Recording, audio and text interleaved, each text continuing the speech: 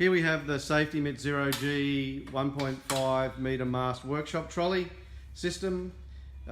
This is a single arm configured tool balancer using the pigtail and sling tool mounting system.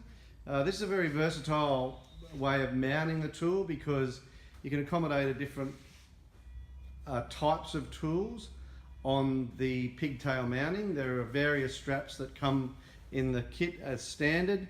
It has 460 millimeters of tool balancing vertical adjustment, and also we have the winch operated mast, which allows you to have a working envelope of 1.4 meters of height, and it has a working envelope of 1.3 meters to the left and the right of the workshop trolley system.